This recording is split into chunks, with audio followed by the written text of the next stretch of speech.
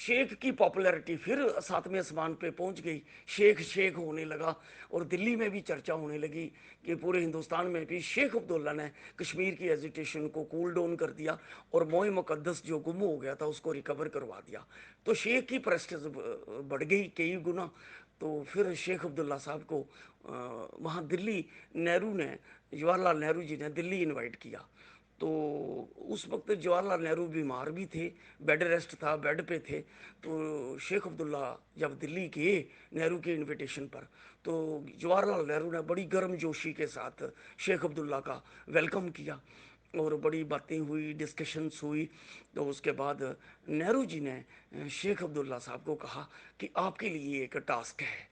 और वो टास्क नेहरू ने दिया था। मैं शफकत राजा साहब को गुजारिश कर लूँ, ये जो प्रपोज़ल था ये कश्मीरी लीडरों का नहीं था, बल्कि कश्मीरी लीडर शेख अब्दुल्ला साहब को टास्क दिया गया नेहरू ने। ये प्रपोज़ल जवाहरलाल नेहरू का था। तो जवाहरलाल नेहरू ने शेख अब्दुल्ला को कहा कि आप ये मेरा प्रपोज़ल लेके पाकिस्तान जाएं और वहाँ जो पाकिस्तान के प्रेसिडेंट हैं माननीय अयूब खान साहब, आप मेरे इस प्रपोज़ल को वहाँ ले जाकर डिस्कस करें।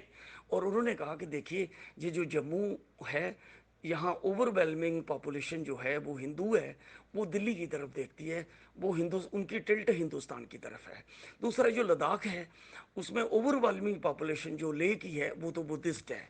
कारगिल में तो शीए रहते हैं, लेकिन और शीए शीए रहते हैं कारगिल में, लेकिन लेह की पॉपुलेशन ओवरवेलमिंग वो बुद्धिस्ट है। इसलिए ये जो लद्दाख और जम्मू है ये तो हिंदुस्तान के साथ रहे, और ये जो आज़ाद कश्मीर और गिलगित बल्तिस्तान है ये पाकिस्तान के पास चला जाए।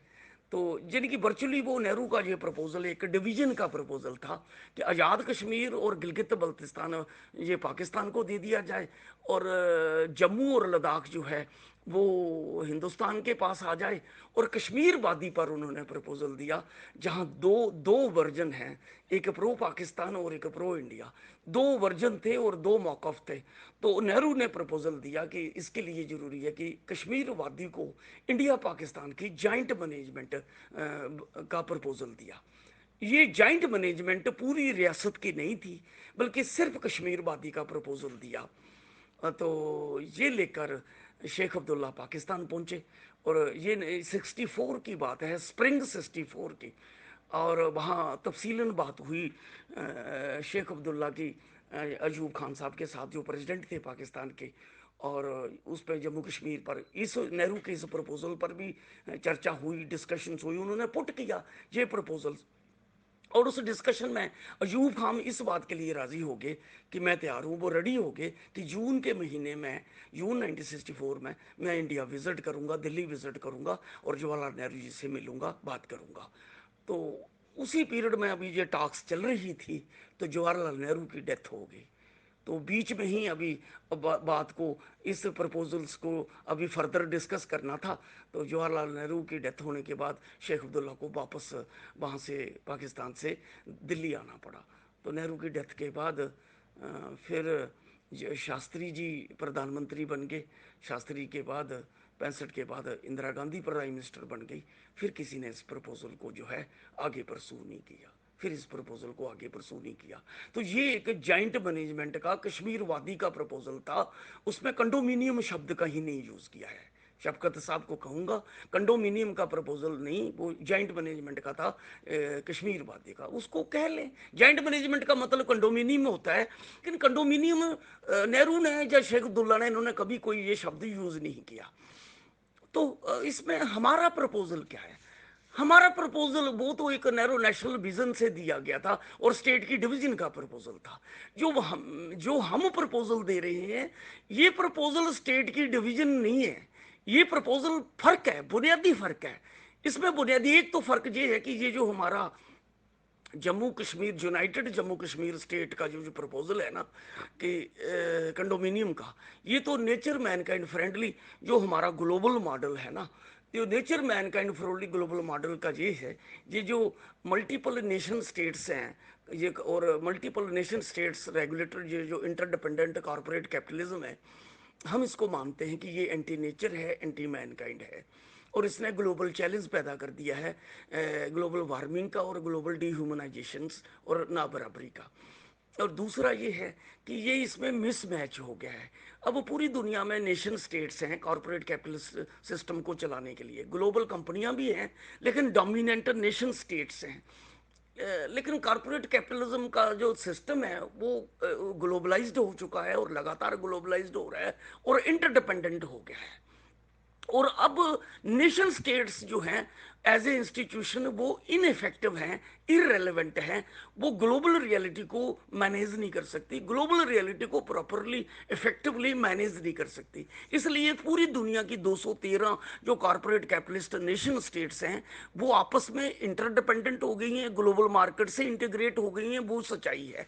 और पूरी दुनिया में ग्लोबल कंपनियां जो हैं नेशन स्टेट्स की डायरेक्शन से ही, क्योंकि उनकी तो स्टम्बलिंग ब्लॉक तो हैं ही है नेशन स्टेट्स, तो नेशन स्टेट्स की स्टम्बलिंग के बावजूद भी जो मल्टी नेशनल कंपनियां और ट्रांसनेशनल कंपनियां जो ग्लोबल कंपनियां हैं कॉरपोरेट कैपिटलिज्म की पूरी दुनिया में, वो कोशिशें तो यही कर रही हैं कि नेशन स्टेट्स के माध्यम से या नेशन स्टेट्स की मर्जी से या उनको परसू करके, वो स्टम्बलिंग ब्लॉक हैं उनके आगे नेशन स्टेट्स, तो वो अपने प्रयास करते हुए पूरी दुनिया में अपनी कैपिटल इन्वेस्टमेंट भी कर रही हैं और अपनी प्रोडक्ट्स की इंपोर्ट एक्सपोर्ट भी कर रही हैं।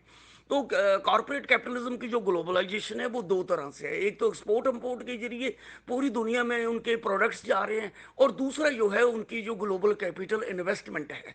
पूरी दुनिया में कॉरपोरेट कंपनियां 100 कंट्रियों में, 150 कंट्रियों में वो अपनी इन्वेस्टमेंट करती हैं, अपने प्लांट्स लगाती हैं, अपनी वहाँ पर अपने प्रोजेक्ट्स लगाती हैं वगैरह वगैरह। वो हर टाइप की कंपनियां हैं, हर सेक्टर की कंपनियां हैं। तो इस तरीके से वो जो कॉरपोरेट ग्लोबल कंपनियां हैं वो अब किसी नेशनल बाउंड्री को नहीं चाहती हैं।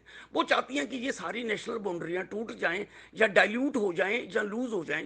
और इसमें इन्होंने यूरोप वालों ने तो यही किया। First world war second world war लड़ने के बाद उनको महसूस हुआ कि अब कैपिटलिज्म स्मूथली आगे नहीं जा सकता, इसलिए ये बॉर्डर लूज करना पड़ेंगे। उन्होंने बॉर्डर लूज भी किए और आपस में लड़ाइयाँ ख़त्म करके आपस में उन्होंने सारी नेशनल मार्केटों को इंटीग्रेट करते हुए यूरोपियन मार्केट बनाई। इवन इंग्लैंड को छोड़ के उन्होंने सारी करेंसियाँ डिजॉल्व करके वहाँ यूरोपियन करेंसी भी बना ली, यूरोपियन पार्लियामेंट भी बना ली वगैरह वगैरह। लेकिन उनका बेसिस तो मंडी था, मंडी बेसिस है।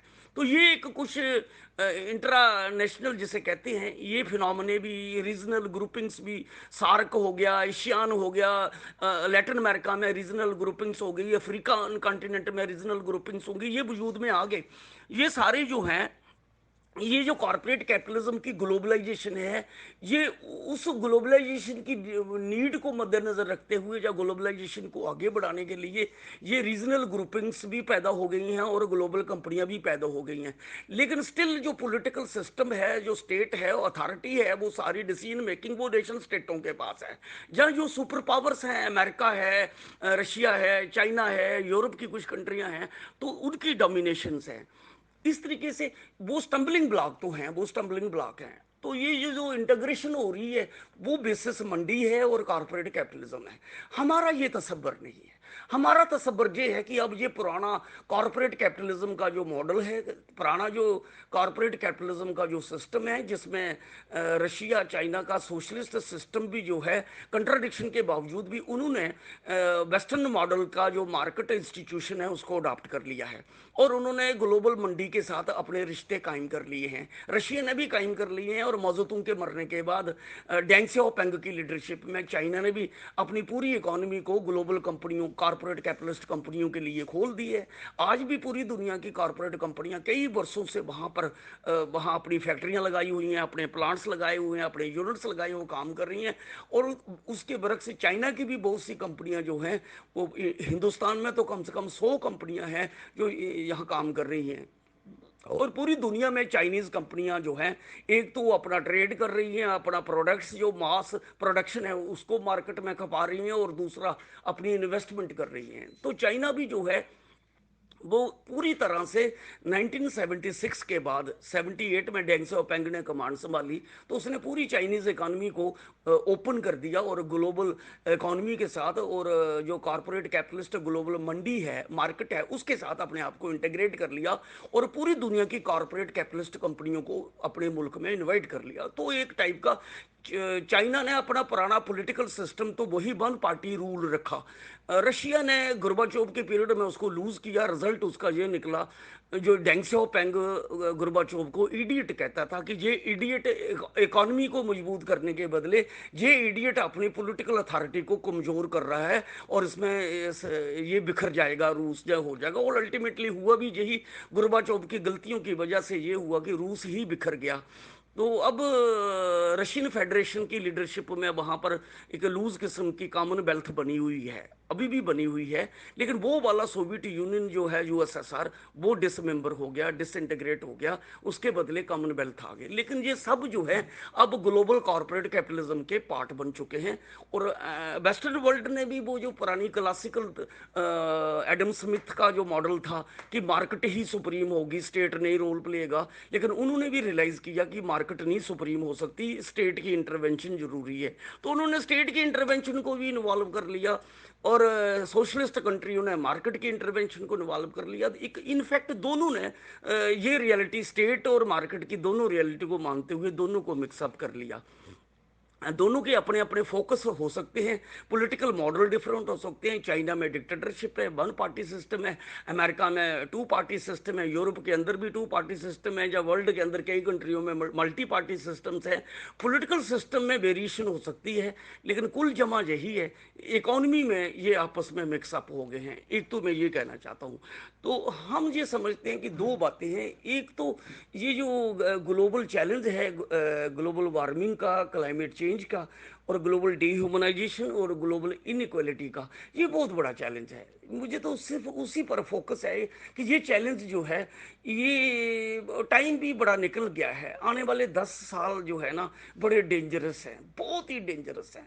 वो उसमें 1.3 एवरेज मीन टेम्परेचर हो गया, 1.3 डिग्री एवरेज मीन टेम्परेचर हो गया है।